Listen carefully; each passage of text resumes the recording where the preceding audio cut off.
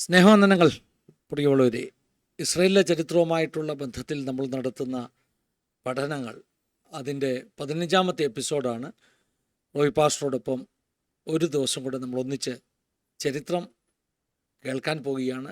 ചരിത്രം മാത്രമല്ല, വേദപുസ്തകത്തിൽ നിന്നുള്ള പാഠങ്ങൾ, ഇസ്രയേലിലെ ചരിത്രത്തിൽ നിന്നുള്ള പാഠങ്ങൾ അനുഗ്രഹമാകും. വളരെ സ്നേഹത്തോടു കൂടി ആദരവോടുകൂടെ വേഗത്തിൽ തന്നെ ഇന്ന് റോയ് പാസ്റ്ററെ വെൽക്കം ചെയ്യാം. പാസ്റ്ററെ വെൽക്കം. സമയങ്ങൾ ഇന്നൊട്ടും നഷ്ടപ്പെടുത്താനില്ലല്ലേ? പാസ്റ്റർക്ക് അടുത്ത മീറ്റിങ്ങിന് പെട്ടെന്ന് പോകേണ്ടതുകൊണ്ടാണ് പ്രേക്ഷകരെ വേഗത്തിൽ നമ്മൾ മറ്റ് സംഭാഷണങ്ങളൊന്നുമില്ലാതെ പാസ്റ്ററിൽ നിന്ന് കേൾക്കാൻ നമ്മൾ താല്പര്യപ്പെടുകയാണ്. പാസ്റ്ററെ, നമുക്ക് കഴിഞ്ഞ ആഴ്ച പറഞ്ഞത് ഒന്ന് ചുരുക്കത്തിൽ അല്ലേ ഒന്ന് പറഞ്ഞിട്ട് അതിൻ്റെ ഒരു കണ്ടിന്യൂറ്റി ആയിട്ട് ഇന്ന് കുറേ കാര്യങ്ങൾ പറയാമെന്ന് ആഗ്രഹിക്കുന്നത്. പാസ്റ്റർ കണ്ടിന്യൂ ചെയ്യാം കേട്ടോ. Praise lord. എല്ലാ ദൈവജനത്തെയും ആസാദി ചാനലിൽ കൂടെ ഞങ്ങളെ കേൾക്കുന്ന എല്ലാ പ്രേക്ഷകരെയും യേശു കർത്താവിന്റെ നാമത്തിൽ നിങ്ങൾ എല്ലാവരും വന്ദനം ചെയ്യുന്നു. വിശേഷാൽ പ്രിയ കർത്താവിന്റെ ദാസനോട് ഫിന്നി പാസ്റ്ററോട് ഒരിക്കൽ കൂടെ ഉള്ള നന്ദിയെ സ്നേഹത്തെ അറിയിക്കുക. വീണ്ടും കർത്താവ് ഞങ്ങൾക്ക് ഒരുമിച്ച് ഇങ്ങനെ ഒരു അവസരം തന്നു.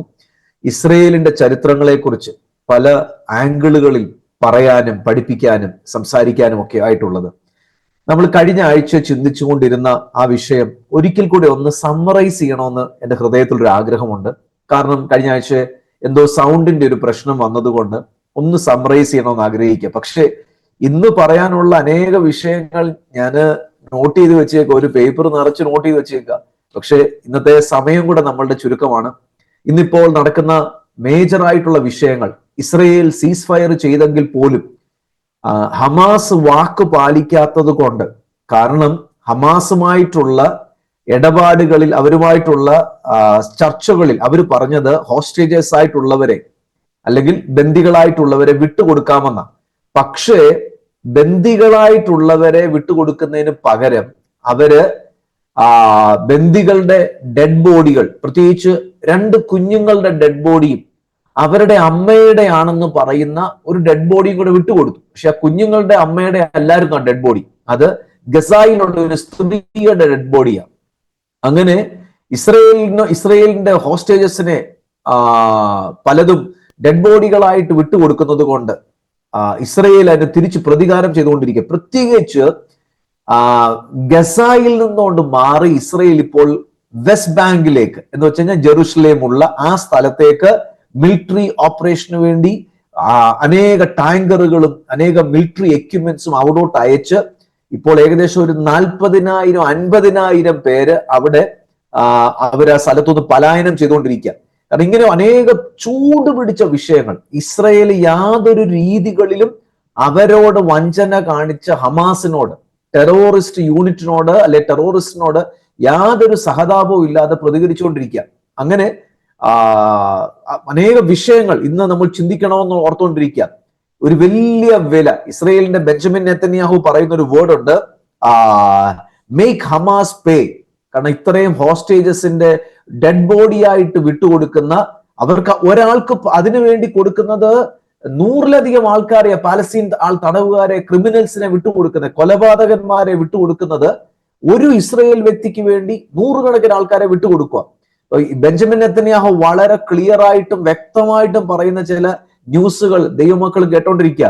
ജെറുസലേം ഞങ്ങളുടേതാണ്, ജെറുസലേം ഞങ്ങളുടേത് മാത്രമായിരിക്കും, ജെറുസലേം ഞങ്ങളുടേത് കംപ്ലീറ്റ്ലി ആയിരിക്കും. ഈ ഹമാസുമായിട്ടുള്ള യാതൊരു തരത്തിലുള്ള വിട്ടുവീഴ്ചയും ഇല്ലാത്ത രീതികളിൽ ഇസ്രയേലിന്റെ പ്രൈം മിനിസ്റ്റർ ബെഞ്ചമിൻ നെതന്യാഹു ഇപ്പോൾ സംസാരിച്ചുകൊണ്ടിരിക്കുക. അദ്ദേഹം പറയുന്ന ഒരു വേർഡാ മേക്ക് ഹമാസ് പേ. ഇങ്ങനെയുള്ള അനേക വിഷയങ്ങൾ നമുക്കൊന്ന് സംസാരിക്കണമെന്നുണ്ടായിരുന്നു. ഇന്ന് ഇസ്രയേലിന് നേരെ ഹമാസിന് വെച്ച് പറയാൻ പറ്റുന്ന ഒറ്റ കാരണമേ ഉള്ളൂ, കുറെ ഡെഡ് ബോഡി മാത്രമേ ഉള്ളൂ. ഒരു 25 ഡെഡ് ബോഡി വെച്ചോണ്ട് ഇന്ന് അവർ ബാർഗെയിൻ ചെയ്യുക, അതേ ഉള്ളൂ അവരുടെ കയ്യിൽ. ഇങ്ങനെയുള്ള അനേക കാര്യങ്ങൾ ഒന്ന് പറയണമെന്ന് ഓർത്തുകൊണ്ടിരിക്കുക. പ്രത്യേകിച്ച് റംസാൻ വരുന്നത് കൊണ്ട് അൽ അക്സ മോസ്കിന്റെ നിയന്ത്രണം ഹമാസ് പിടിച്ചെടുക്കണമെന്ന് പറഞ്ഞുകൊണ്ടിരിക്കുന്ന ഒരു വലിയ പ്രൊപ്പഗണ്ട അവർ അടിച്ചിറക്കിക്കൊണ്ടിരിക്കുക. അൽ അസ്കാം മോസ്കിന്റെ നിയന്ത്രണം പിടിച്ചെടുക്കണം. അതിന് അവർ ആഹ്വാനം ചെയ്തേക്കുന്നത് ജെറുസലേംകാരോടും വെസ്റ്റ് ബാങ്കുകാരോടും ആഹ്വാനം ചെയ്തേക്കുക. കാരണം ആ സ്ഥലം പിടിച്ചെടുക്കണം, നിങ്ങൾ അതിന് പ്രശ്നമുണ്ടാക്കി ഈ പ്രാവശ്യത്തെ റംസാനകത്ത് അത് കയറുക. ഇസ്രയേൽ ഭയങ്കര നിയന്ത്രണം കൊണ്ടുവന്നുകൊണ്ടിരിക്കുക. പ്രത്യേകിച്ച് യുദ്ധവുമായിട്ട് ബന്ധപ്പെട്ട ഈ ഒരു സമയത്ത് ആരാണ് അവിടെ കയറേണ്ടത്? 12 വയസ്സിന് താഴെയുള്ള കുഞ്ഞുങ്ങൾക്ക് അവിടെ കയറാം. പുരുഷന്മാരാണെങ്കിൽ 55 വയസ്സിന് മുകളിലുള്ളവർക്ക് അവിടെ പ്രവേശിക്കാം. വുമൻസിനാണെങ്കിൽ 50 വയസ്സിന് മുകളിലുള്ളവർക്ക് പ്രത്യേകിച്ച് നിയന്ത്രണങ്ങളൊന്നും ഇല്ലാതെ കയറാം. പക്ഷെ ബാക്കിയുള്ളവരെല്ലാം അവിടെ അൽ-അസ്കാർ മോസ്ക് ചെല്ലണമെങ്കിൽ നേരത്തെ അപ്ലൈ ചെയ്യണം. ഓൺലൈനിൽ കൂടെയോ അങ്ങനെ അപ്ലൈ ചെയ്ത് അവർക്ക് പെർമിഷൻ കിട്ടിയെങ്കിൽ മാത്രമേ അങ്ങോട്ട് കയറ്റത്തുള്ളൂ. അത് തന്നെയല്ല, കുറെ നിയന്ത്രണം വെച്ചേക്കുക. കഴിഞ്ഞ പ്രാവശ്യങ്ങളിൽ വിട്ടുകൊടുത്ത തടവുകാര് ഒറ്റ ഒരാൾ ഇവിടോട്ട് വന്നേക്കല്ല എന്നൊക്കെയുള്ള അനേക. പക്ഷെ കാര്യങ്ങൾ ശരിക്കും ചൂട് പിടിച്ചോണ്ടിരിക്കുക. ഇതിനിടയ്ക്ക് സിറിയയുമായിട്ടുള്ള ബന്ധം, പ്രശ്നങ്ങള്, അവിടെ ഇവിടെ ഒക്കെ കാര്യങ്ങളെ ശരിക്കും ബുദ്ധിമുട്ടാക്കിക്കൊണ്ടിരിക്കുക. നമുക്ക് പ്രധാനപ്പെട്ട ഒരു കാര്യം, കഴിഞ്ഞ പ്രാവശ്യത്തെ ഞങ്ങൾ പറഞ്ഞതുമായിട്ട് ബന്ധപ്പെട്ട കാര്യം ഒന്ന് സമ്മറൈസ് ചെയ്യട്ടെ. ഇസ്രയേലിന്റെ യുദ്ധങ്ങളെ കുറിച്ച് നമുക്ക് പഠിക്കാമെങ്കിൽ അവിടെ ഏറ്റവും ബ്യൂട്ടിഫുൾ ആയിട്ട് കാണാൻ പറ്റുന്ന 1-2 കാര്യങ്ങൾ. ഈ യുദ്ധം മനുഷ്യനാൽ തുടങ്ങപ്പെട്ടതല്ല. എന്ന് വെച്ചാൽ എന്റെ ഭാഷയിൽ പറഞ്ഞാൽ ഹമാസ് തുടങ്ങിയതും അല്ലെന്ന് വേണമെങ്കിൽ പറയാം. ഈ സാത്താന് അവന് ചില സമയം ദൈവം കൊടുത്തിട്ടുണ്ട്.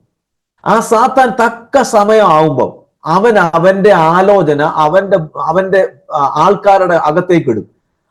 അവൻ അതുവഴി ആ മനുഷ്യർ അതുവഴി പ്രവർത്തിക്കാൻ തുടങ്ങും. ഇസ്രയേലിന്റെ യുദ്ധങ്ങളെ കുറിച്ച് കഴിഞ്ഞ ആഴ്ച ഞാൻ കുറെ PPT-കളും കാണിക്കുകയൊക്കെ ചെയ്തായിരുന്നു. ഇന്നും നിങ്ങളെ അല്പം വീഡിയോകൾ PPT ഒന്ന് കാണിക്കണമെന്ന് എനിക്ക് ആഗ്രഹമുണ്ട്. ഞാൻ 1-2 യുദ്ധങ്ങളെ കുറിച്ച് ഒന്ന് പറഞ്ഞു വരട്ടെ. ഇസ്രയേലിന്റെ കുറെ യുദ്ധങ്ങളെ കുറിച്ച് നിങ്ങളെ ഒന്ന് കാണിക്കാമെങ്കിൽ എനിക്ക് തോന്നുന്നത് വളരെ അനുഗ്രഹമായിരിക്കും. ഇസ്രയേലിന്റെ യുദ്ധങ്ങളെ കുറിച്ച് നോക്കിക്കഴിഞ്ഞാൽ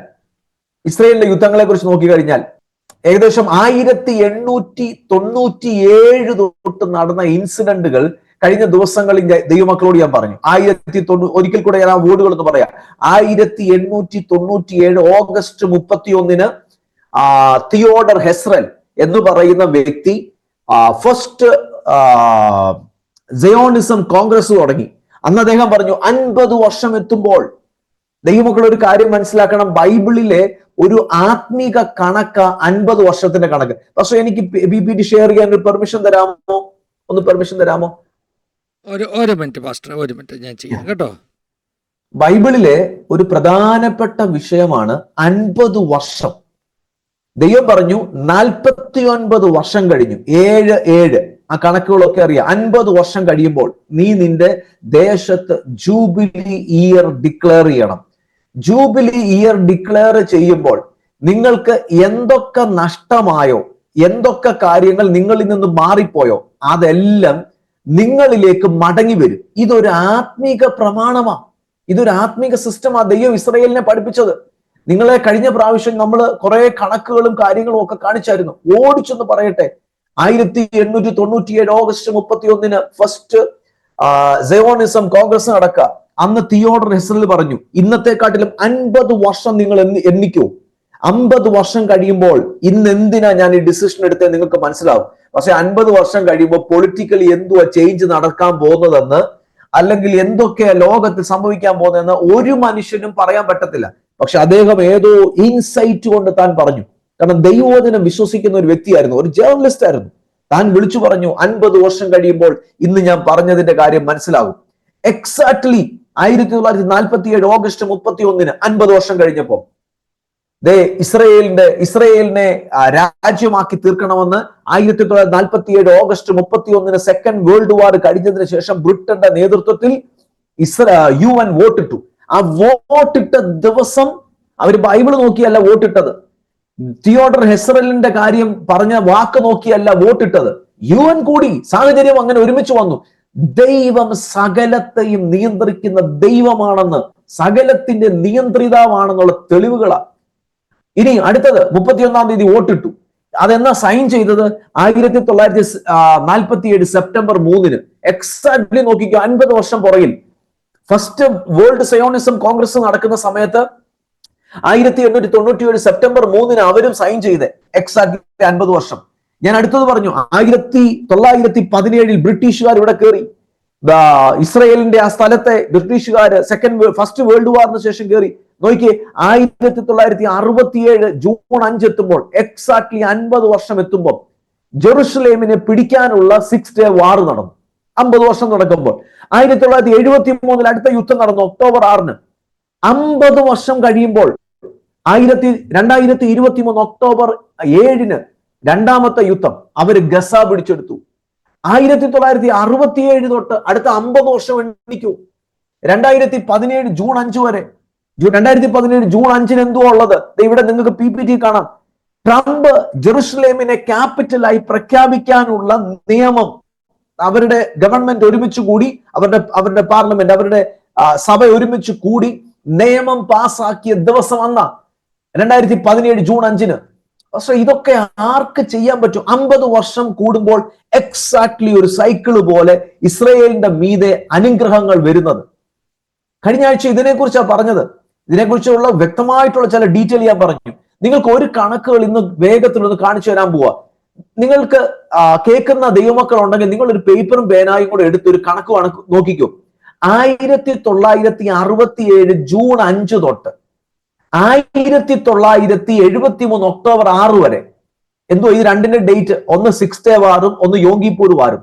ഇതിന്റെ തമ്മിലുള്ള ഇടയ്ക്കുള്ള ദിവസം നിങ്ങൾക്ക് ഇവിടെ കാണുന്ന QR കോഡ് സ്കാൻ ചെയ്യാമെങ്കിൽ ഇന്റർനെറ്റിൽ തന്നെ ഒരു കാൽക്കുലേറ്റർ, ഒരു ഡേറ്റ് കൺവേർട്ട് ചെയ്യുന്ന, ഡേറ്റ് കാൽക്കുലേറ്റ് ചെയ്യുന്ന ഒരു സോഫ്റ്റ്വെയർ ഓപ്പൺ ആക്കി കിട്ടും. ഈ 2 ദിവസം 1967 ജൂൺ 5 തൊട്ട് 1973 ഒക്ടോബർ 6 വരെയുള്ള ഇത്രയും ദിവസങ്ങളുടെ ഇടയ്ക്കുള്ള, വർഷങ്ങളുടെ ഇടയ്ക്കുള്ള ദിവസം 2315 ദിവസമാണ് കിട്ടുന്നത്. എന്നാ 1967 73 ഈ 2 യുദ്ധങ്ങളുടെ എക്സാക്ട് ദിവസം 2315 ദിവസം. ഇനി 1967 ജൂൺ 5 തൊട്ട് 2017 ജൂൺ 5 വരെ, 2017 ജൂൺ 5 1967 തൊട്ട് കണക്ക് കൂട്ടിയാൽ അത് ജൂബിലി ഇയറാണ്. അത് 50 വർഷം തികയുന്ന ദിവസമാണ്. 18,263 ദിവസം കിട്ടും.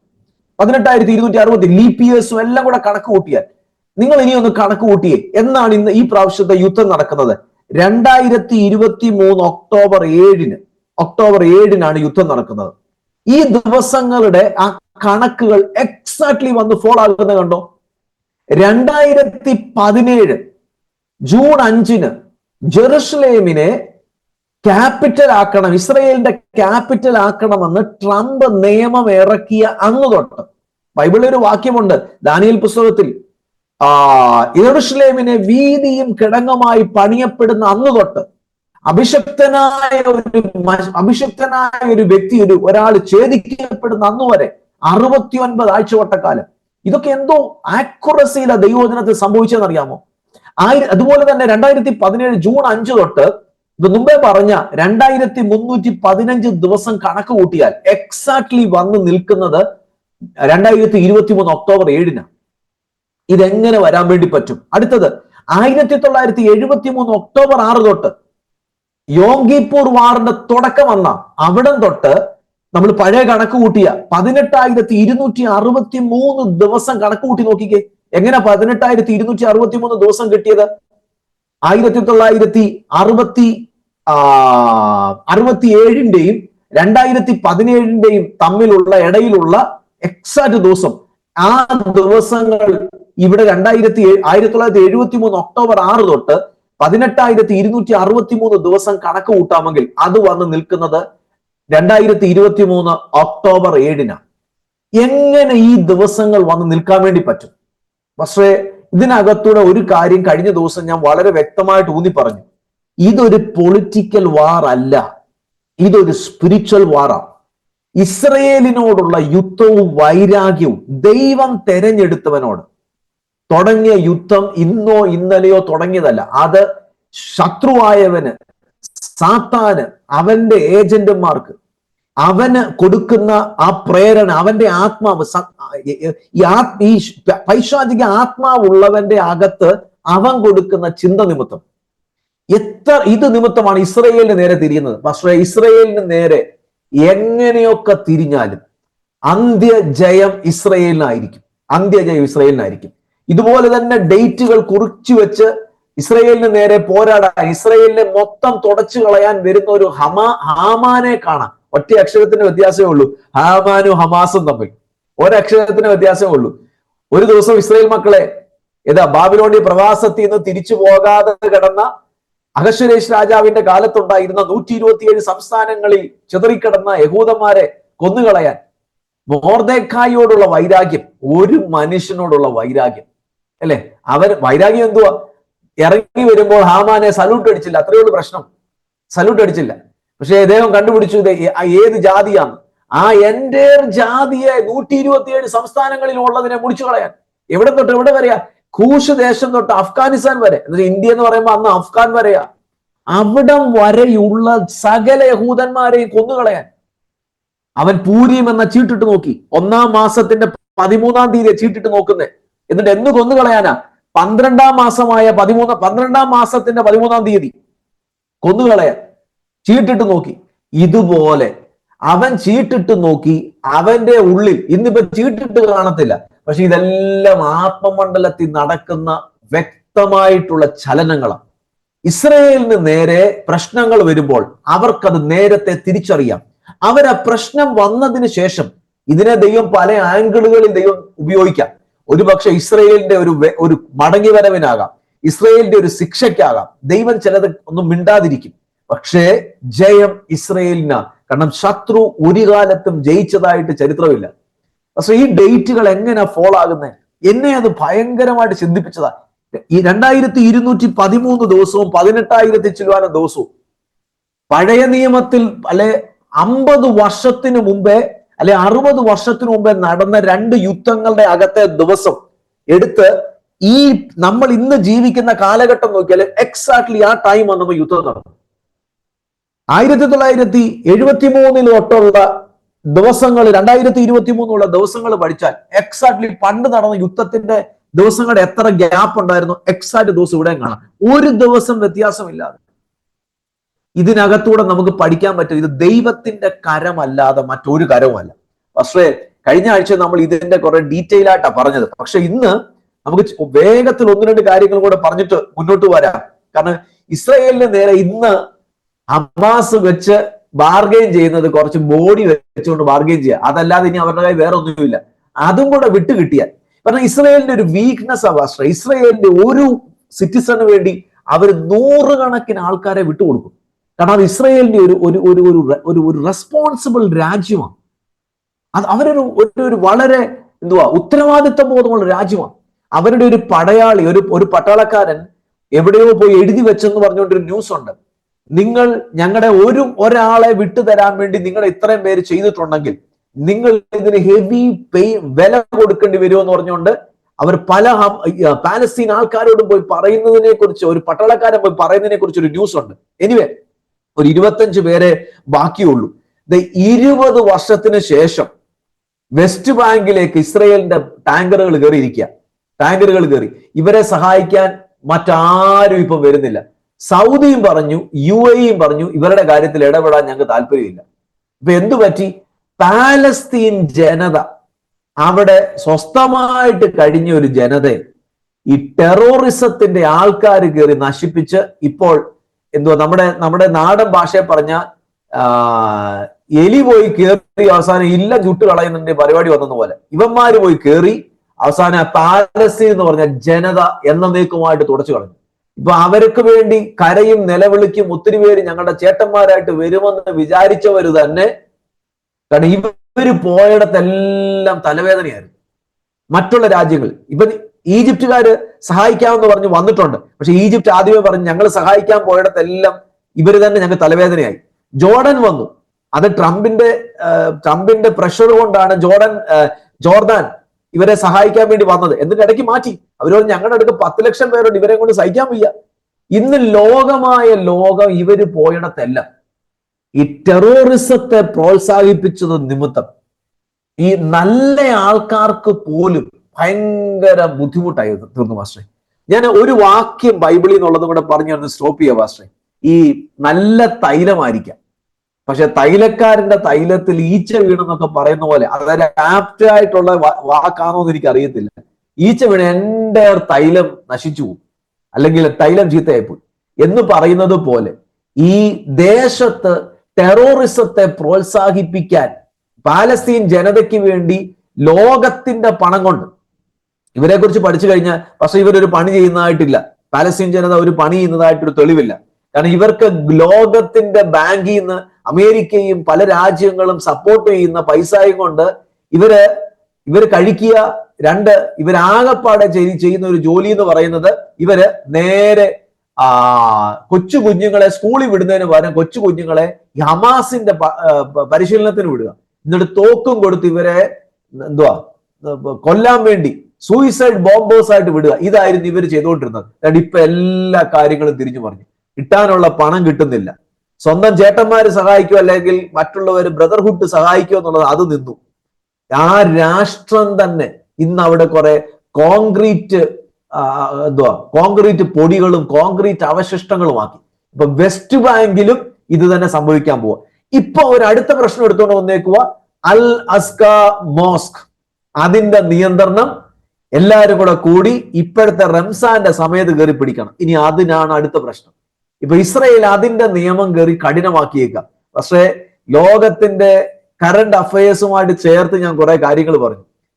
കാര്യങ്ങൾ നമ്മൾ ചിന്തിക്കുന്നത് പോലല്ല, കാര്യങ്ങൾ ഓരോ ദിവസവും കഴിയുമ്പോഴും കൂടിക്കൊണ്ടിരിക്കുക. ഇനി ഹമാസുമായിട്ട് ബന്ധപ്പെട്ട് ഒരു 25 ശവശരീരങ്ങളും കൂടെ അവർ വിട്ടുകൊടുക്കാനുണ്ട്. കാരണം ഹോസ്റ്റേജസിന്റെ അതും കൂടെ വെച്ചോണ്ടാണ് ഇവര് കിടന്ന് വില വീശുക. എന്തൊക്കെ കാര്യമാണ്. ഒരാളോട് പറയുന്നു, മീഡിയക്കാരുടെ മുമ്പിൽ എടുത്ത് അവരോട് പറഞ്ഞു ചിരിച്ചുകൊണ്ട് നിങ്ങൾ സ്റ്റേജിൽ കയറി ചെയ്യ്. ക്യാമറാമാൻ വന്ന് പറയുന്നു നിങ്ങൾ അയാൾക്ക് ഒരു ഉമ്മ കൊടുക്കും. ഇതെല്ലാം പ്ലാൻഡ് ആയിട്ടുള്ള ഷൂട്ടിംഗ്. എന്നിട്ട് അതിന്റെ ഫോട്ടോ എടുത്തിട്ട് കണ്ടോ ടെററിസ്റ്റ് അവരോട് കാണിച്ച സ്നേഹം കൊണ്ട് അവർ ഉമ്മ കൊടുത്ത കണ്ടില്ലേ എന്നൊക്കെ പറഞ്ഞു. അദ്ദേഹം വെളി വന്നിട്ട് പറയും, എന്നോട് ക്യാമറാമാൻ പറഞ്ഞു നിങ്ങൾ ഒരു ചിരിച്ചോണ്ട് അദ്ദേഹത്തിന് ഒരു ഉമ്മ കൊടുക്കുക. ഇങ്ങനെ കാണിക്കുന്ന ഒത്തിരി വഞ്ചനയുടെ ആത്മാവ്.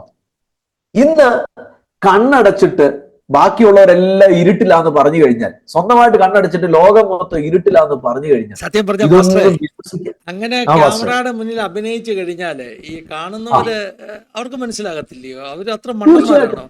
അതാണ് ഇസ്രായേലിനെ ഏറ്റവും കൂടുതൽ ചൊടിപ്പിച്ചത്. ഇസ്രായേൽ അന്നേ പറഞ്ഞു, ഇനി ഇങ്ങനെയുള്ള സ്റ്റേജ് ഷോ ഡ്രാമ ഒന്നും വേണ്ട, അങ്ങനെ ഉണ്ടെങ്കിൽ നമ്മൾ ഈ എഗ്രിമെന്റ് ഒക്കെ തൽക്കാലത്തേക്ക് അവിടെ നിർത്തുകയാണെന്ന് പറഞ്ഞു. കാരണം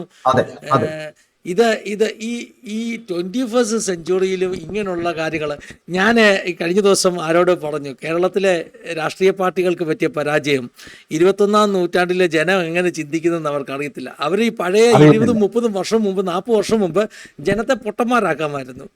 അപ്പം അവർ കാണിക്കുന്ന പൊട്ടത്തരമെല്ലാം നമ്മൾ വിശ്വസിക്കുന്ന ഒരു കാലം ഉണ്ടായിരുന്നു. അതൊക്കെ മാറിപ്പോയി. ഇന്ന് നമുക്കറിയാം, ഒരു നേതാവ് പറയുന്ന ഇവൻ പൊട്ടത്തരം പറയുന്നത് അന്നേരം ഐഡന്റിഫൈ ചെയ്യുന്നതുകൊണ്ടാണ് ഇന്നത്തെ പല രാഷ്ട്രീയ നേതാക്കന്മാരും കടൽ കഴിവകന്മാരായിട്ട് തള്ളിക്കളഞ്ഞിരിക്കുന്നത്. അതേ അവസ്ഥയാണ് ഇവർ ഈ കാണിക്കുന്നത്. സത്യത്തിൽ ബുദ്ധിപൂർവ്വമുള്ളൊരു നീക്കമല്ലത്. ആ ഒരു രണ്ട് രാഷ്ട്രങ്ങൾ തമ്മിൽ അവരൊരു രാഷ്ട്രമാണെന്ന് അവരെ തന്നെ അംഗീകരിക്കുന്നുണ്ടെങ്കിൽ തടവുകാരെ കൈമാറുമ്പോൾ പാലിക്കേണ്ട ചില നിയമങ്ങളും ഡിഗ്നിറ്റീസും ഒക്കെ ഉണ്ട്. അല്ലെങ്കിൽ ബന്ദികളെ കൈമാറുമ്പോൾ, യുദ്ധത്തടവുകാരെ കൈമാറുമ്പോൾ, അതൊക്കെ ഇന്റർനാഷണൽ ലോ ആണ്. അത് സ്റ്റേജ് ഷോ ഒക്കെ വെച്ചിട്ട് ഞങ്ങൾ ജയിച്ചെന്നുള്ള ഭാവത്തിലൊക്കെ കാണിക്കുമ്പോൾ അത് ഇസ്രായേലിനെ ചൊടിപ്പിക്കുന്ന പരിപാടിയായിപ്പോയി. എനിക്ക് എന്റെ മനസ്സിൽ വന്നത് അങ്ങനെ കേട്ടോ. സർട്ടിഫിക്കറ്റ് ഒക്കെ കൊടുത്താ പാസ്റ്ററെ, ബന്ദിയായി കിടന്നതിന്റെ സർട്ടിഫിക്കറ്റ്. സത്യത്തിൽ പാസ്റ്ററെ, ഈ ഹമാസിന്റെ ഒരു പ്രശ്നമല്ല.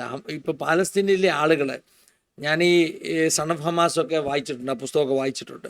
അപ്പോൾ സൺ ഓഫ് ഹമാസിലൊക്കെ എഴുതുന്ന കാര്യങ്ങൾ വെച്ച് നോക്കുക, നമുക്ക് ഈ പാലസ്തീനിയൻ ജനത ഒത്തിരി കഷ്ടപ്പെടുന്നു. മനുഷ്യനല്ലേ യുദ്ധം ആർക്കാ പാസ്റ്റർ ഇഷ്ടം? അവരുടെ കുഞ്ഞുങ്ങളല്ലേ ദ്രോഹിക്കപ്പെടുന്നത്. അപ്പോൾ നമ്മൾ ഈ പാലസ്തീനിയൻ ജനതയുടെ ഏറ്റവും വലിയ ദുര്യോഗം എന്ന് പറയുന്നത് അവർക്ക് ഇതിന്ന് പിന്മാറാൻ പറ്റുന്നില്ല. അവർക്ക് ആഗ്രഹമുണ്ട് ഈ യുദ്ധമെല്ലാം തീർന്നിട്ട് സമാധാനമായിട്ട് ജീവിക്കണം എന്ന് ആഗ്രഹമുണ്ട്. പക്ഷേ ഇവിടെ വലിയ പ്രശ്നം ഹമാസോ പാലസ്തീനിയൻ പ്രശ്നമോ ഒന്നുമല്ല. ഇവിടുത്തെ പ്രശ്നം മതമാണ്. അപ്പോൾ ഇതിൻ്റെ പിന്നിൽ മതത്തിൻ്റെ കുറേ ആളുകൾ പറയാ വിട്ടുകൊടുക്കല്. പാവം പിടിച്ചവനെ ഈ എന്താ പറഞ്ഞ കുട്ടിക്കുരങ്ങനെ കൊണ്ട് ചോറ് വാരിക്കുക എന്ന് പറഞ്ഞതുപോലെ ഈ കഥ അറിയാമല്ലോ നമുക്ക്. അമ്മക്കുരങ്ങ് എന്ത് ചെയ്യുന്നറിയാം, നല്ല ചൂട് ചോറ അമ്മയ്ക്ക് വാരാൻ പറ്റത്തില്ല. അപ്പോൾ ഈ കുട്ടിക്കുരങ്ങൻ്റെ കൈ പിടിച്ചിട്ട് ചോറിലോട്ടിടും. ഈ പാവം കുരങ്ങും കുഞ്ഞ് പേടിച്ചത് കൈ അടച്ചു കഴിയുമ്പോൾ അമ്മ ഈ കൈ പിടിച്ചിട്ട് അമ്മയുടെ വായി വെച്ചത് കഴിക്കും. ഇതാണ് ഇന്ന് പാലസ്തീനിയൻ പ്രശ്നത്തിൽ നടക്കുന്നത്. പാവം പിടിച്ച പാലസ്തീനിയൻ ജനത അവരെ നട്ടം തിരിയുകയാണ്. പക്ഷേ 4 പുറത്തു നിന്നും ഈ പറഞ്ഞ സേഫ് സോണിൽ ഇരുന്നു കൊണ്ട് ചിലർ ചോറ് വാരിച്ചുകൊണ്ടിരിക്കുകട വാരട. അതിൻ്റെ എല്ലാം ഒരു എന്താ പറഞ്ഞ ഒരു സാറ്റിസ്ഫാക്ഷൻ, ഞങ്ങളുടെ മതം ജയിക്കുന്നു എന്നൊരു സാറ്റിസ്ഫാക്ഷൻ കിട്ടാൻ വേണ്ടി ചെയ്യുന്ന ചില കാര്യങ്ങളാണ്. പക്ഷെ അത് ലോകസമാധാനത്തെ ഹനിച്ചുകൊണ്ടിരിക്കുകയാണ്. ശരിക്കും സമാധാനം ഉണ്ടാകാനുള്ള സന്ദേശമാണ് ആ പുഞ്ചിരിയെങ്കിൽ, ആ ഉമ്മയിൽ ഒക്കെ ഉള്ളതെങ്കിൽ ഇങ്ങനെയുള്ള പ്രകടനങ്ങളല്ല വേണ്ടത് എന്നാണ് എനിക്ക് തോന്നിയിട്ടുള്ളത്. ഞാനതിൻ്റെ രാഷ്ട്രീയമായ മാനത്തെക്കുറിച്ചാണ് പറഞ്ഞത്, മതപരമായ മാനത്തെക്കുറിച്ചാണ് പറഞ്ഞത്. മതമാണ് ഇന്നത്തെ ഏറ്റവും വലിയ പ്രശ്നമെന്ന് എനിക്ക് തോന്നിപ്പോകുന്നു. ഈ എന്താ പറഞ്ഞ, മനുഷ്യനെ സ്നേഹിക്കാത്ത മതങ്ങൾ, സമാധാനം ഭൂമിയിൽ സ്ഥാപിച്ച് കാണുവാൻ ഇഷ്ടപ്പെടാത്ത മതങ്ങൾ, മതത്തിന് ജയിക്കുവാൻ എന്തും ചെയ്യുന്ന മതങ്ങൾ, അതാണ് ഇന്നത്തെ പ്രശ്നമെന്ന് എനിക്ക് തോന്നുന്നു. പക്ഷേ നമുക്ക് ചുറ്റും ഇന്ത്യയിലും ഒക്കെ കാണുന്നത് ഓരോ മതങ്ങളുടെയും പ്രശ്നം ഇതാ. മതങ്ങളെല്ലാം അവർക്ക് ജയിച്ചു നിൽക്കണം. ഭ്രാന്താണ്, മതഭ്രാന്താണ്. മതഭ്രാന്തല്ല ഒന്നിൻ്റെയും പരിഹാരം. സത്യദൈവം, സത്യവചനം അത് പറയുന്നതൊക്കെ നടക്കുക തന്നെ ചെയ്യും. മതത്തിന് വേണ്ടി ഭ്രാന്തന്മാരായി തമ്മിൽ തല്ലാൻ നമ്മളെ ആരെയും കിട്ടുകയില്ല. പാസ്റ്റർക്ക് സമയം, എനിക്ക് സമയമുണ്ട്, എന്നാലും പാസ്റ്റർക്ക് സമയമുണ്ടോ? പക്ഷേ എനിക്കൊരു അടുത്തൊരു മീറ്റിംഗ് കൂടെ ഉണ്ട്, കുറെ കാര്യങ്ങൾ ശരി, കണ്ടിന്യൂ ചെയ്തു. പക്ഷേ നമുക്കൊരു ഒന്നങ്ങ് നിർത്താം, പെട്ടെന്ന് അങ്ങ് നിർത്തിയാലോ? കാരണം എനിക്ക് അടുത്തൊരു മീറ്റിംഗ് കൂടെ ഉണ്ട്. പക്ഷേ ഞാൻ ഇടയ്ക്ക് ചിന്തിക്കാറുണ്ട് പാസ്റ്ററെ, ഈ ദൈവത്തിന് ഇറങ്ങി വരണമെങ്കിൽ, ദൈവം എന്ന് പറഞ്ഞ ആൾ ആരാ? ഒന്ന് മനസ്സ് തുറന്ന് ചിന്തിച്ചോ. സകല പ്രപഞ്ചവും, കടലും കരയും, മനുഷ്യനെയും മൃഗങ്ങളെയും സകലത്തെയും സൃഷ്ടിക്കുക മാത്രമല്ല, അതിനെ സൃഷ്ടിച്ച ആളാണെങ്കിൽ ഭരിക്കാനും നിയന്ത്രിക്കാനും സകല അധികാരമുള്ള വ്യക്തിയായിരിക്കണം ദൈവത്തിന്. അല്ല, ദൈവത്തിന് കുറച്ച് അധികാരം മാത്രമേ ഉള്ളൂ. ആ പുള്ളിയെ ദൈവം എന്നല്ല വിളിക്കുന്നേ. അല്ലെങ്കിൽ ദൈവത്തിന് ഇറങ്ങി വരാൻ കുറച്ച് സമയം, കുറെ പർട്ടിക്കുലർ സമയമുണ്ട്. നമ്മുടെ ഈ ഇന്നത്തെ മലയാള ഭാഷയെ വിളിച്ച രാഹുകാലം, മുഹൂർത്തം, ഇങ്ങനെയൊക്കെയുള്ള കുറെ പർട്ടിക്കുലർ സമയത്ത് മാത്രം ചലിക്കുന്ന ഒരു ലോക്കൽ, ഇതൊക്കെ വഞ്ചിക്കുന്ന സാത്താന്റെ ആത്മാവാ. ഇതിന്റെ പുറകെ പോകുന്ന ഒത്തിരി ആൾക്കാരുണ്ട്. പക്ഷെ ദൈവം എന്ന് പറഞ്ഞ ആൾ അങ്ങനെയുള്ള ആളല്ല. സകല പ്രപഞ്ചത്തെ സൃഷ്ടിച്ച് ഭരിക്കുന്ന സൃഷ്ടിതാവായ ദൈവം. ഈ ദൈവത്തിന് ഭൂമിയെ നിയന്ത്രിക്കാൻ പറ്റത്തില്ലേ? മനുഷ്യനോട് പറയുക, നീ പോയി മറ്റൊരാളെ കൊന്നു. ഈ പക്ഷേ വേറൊരു കഥയും കൂടെ പറഞ്ഞിട്ട് ഞാൻ അങ്ങ് നിർത്തുക. ഈ വലിയൊരു മൃഗത്തെ, വലിയൊരു ആടിനെ ഒരു കുറുക്കന് കൊല്ലണം, ഒരു ആടിനെ കൊല്ലണം. അതിനെന്തോ ഈ കുറുക്കൻ പോയി ആടിനെ പിടിച്ച ആട് ഇടിച്ച് റെഡിയാക്കി വിടും. പക്ഷെ അതിനെന്തോ എന്നറിയാമോ, വേറെ ഒരാടും കൂടെ, അതിന്റെ സൈസുള്ള ഒരു ആടും കൂടെ വന്നപ്പം ഇതിനെ രണ്ടിനെയും കൂടി ഇടിപ്പിച്ചു. ഫസ്റ്റ് ഇത് കഥ കേട്ടിട്ടുണ്ടായിരിക്കും. അതിനോട് പറഞ്ഞു, ഇല്ല, നീ ഇതിനെ രണ്ടിനെയും കൂടി ഇടിപ്പിച്ച് രണ്ടിന്റെ ചോര വന്നുകൊണ്ടിരിക്കുക. ഈ കുറുക്കൻ അവിടെ നിന്നും ഇതിന്റെ പിന്നിൽ നിന്ന് എരി കയറ്റിക്കൊണ്ടിരിക്കുക. നമ്മുടെ ഭാഷ പറഞ്ഞ എരി കയറ്റിക്കൊണ്ടിരിക്കുക. അതിനെ ഇങ്ങനെ പ്രോത്സാഹിപ്പിച്ചുണ്ട്. എന്തിനാ ഈ കുറുക്കൻ ഇങ്ങനെ പ്രോത്സാഹിപ്പിക്കുന്നത്? ഇത് രണ്ടും കൂടി ഇടിച്ച് ചത്ത് കഴിയുമ്പോൾ ഇതിന്റെ മാംസം ആവശ്യം പോലെ ഈ കുറുക്കന് തിന്നാം എന്ന് പറയുന്നത് പോലെയാ ഈ പൈശാചിക ശക്തികൾ മനുഷ്യന്റെ മസ്തിഷ്കത്തെ വഞ്ചിച്ച് കുറെ ഐഡിയോളജി കയറ്റിവിട്ട്, മതത്തിന്റെ ഈ ഏറ്റവും വലിയ ഡ്രഗ്സ് മതമാണെന്ന് എനിക്ക് തോന്നുന്നത്. കാരണം ചിന്തിക്കാൻ പറ്റുന്നില്ല. ഞാൻ അത് ഇടയ്ക്ക് പറഞ്ഞോട്ടെ, ഈ കമ്മ്യൂണിസം, നമ്മൾ കമ്മ്യൂണിസത്തെ പഴിചാരുമ്പോൾ എപ്പോഴും പറയുന്ന ഒരു കാര്യം കാറൽ മാർക്സിന്റെ ആ ഒരു പ്രസ്താവനയാണ്, മതം മനുഷ്യനെ മയക്കുന്ന കറുപ്പാണ്. നമ്മൾ പലപ്പോഴും അത് കോട്ട് ചെയ്തിട്ട് നിരീശ്വരവാദ പ്രസ്ഥാനമായതുകൊണ്ടാണ് കമ്മ്യൂണിസം അല്ലെങ്കിൽ കാറൽ മാർക്സ് അങ്ങനെ പറഞ്ഞതെന്നൊക്കെ പറയാറുണ്ട്. സത്യത്തിൽ കാറൽ മാർക്സ് പറഞ്ഞത് അക്ഷരാർത്ഥത്തിൽ ശരിയാണെന്ന് ഇന്നിൻ്റെ പശ്ചാത്തലത്തിൽ നമുക്ക് പറയാൻ പറ്റും. കാരണം ഈ ഭ്രാന്ത് പിടിച്ച മതങ്ങൾ മനസാക്ഷിയെ മരവിപ്പിച്ച് മയക്കി ഡ്രഗ് അഡിക്ഷനെ പോലാണ് ഇന്നത്തെ മനുഷ്യൻ, മതത്തിന്റെ മനുഷ്യൻ. ഞാൻ വിശ്വാസികളെ കുറിച്ചല്ല പറയുന്നത്. നമ്മുടേത് മതമല്ല, നമ്മുടേത് വിശ്വാസമാണ്, സത്യദൈവത്തിലുള്ള വിശ്വാസമാണ്. നാം മതത്തിന്റെ അനുയായികളാണ്, നാം മാർഗത്തിന്റെ അനുയായികളാണ്. പൗലോസ് അപ്പോസ്തലൻ പറഞ്ഞത് ഇതൊരു മാർഗമാണെന്ന്, നിത്യതയിലേക്കുള്ള മാർഗം, ദൈവം തുറന്ന മാർഗം. ഇന്ന് ലോകത്തിലെ സകല മതങ്ങളും മാർക്സ് അന്ന് പറഞ്ഞത് സത്യമാണെന്ന് തെളിയിച്ചുകൊണ്ടിരിക്കുക. അതെ പാസ്റ്ററെ, പക്ഷെ നമുക്ക് ഇന്ന് ഇവിടെ കൊണ്ട് നിർത്താൻ പറ്റും. പക്ഷേ നമ്മുടെ കർത്താവ് എത്ര നല്ല മാതൃകയാണ് നമുക്ക് കാണിച്ചു തന്നത്. ഇതൊരു മാർഗമാണ് അല്ലെ? പക്ഷേ കണ്ടിന്യൂ ചെയ്താട്ടെ. ഞാൻ ദൈവത്തിന് സഹായിക്കട്ടെ പാസ്റ്ററെ. കുഞ്ഞ് സൗഖ്യമായി വരുന്നല്ലേ? അവൻ ഓൾമോസ്റ്റ് കുഞ്ഞിന് ഒത്തിരി സൗഖ്യമായിട്ടുണ്ട്. ഒരിക്കൽ കൂടി പ്രാർത്ഥിച്ച എല്ലാവർക്കും നന്ദി പാസ്റ്ററെ. കുഞ്ഞിന് അവൻ ഒത്തിരി സൗഖ്യമായി, അവൻ ആരോഗ്യത്തോടെ ഇരിക്കുന്നു. തുടർന്നും ഞങ്ങളെ ഓർത്ത് പ്രാർത്ഥിച്ചാട്ടെ. ദൈവം എല്ലാവരെയും സഹായിക്കട്ടെ, നമ്മുടെ പ്രേക്ഷകരെല്ലാം സഹായിക്കാൻ അനുഗ്രഹിക്കുകയും ചെയ്യട്ടെ. Thank you pastor. God bless you all. Have A wonderful time. God bless you.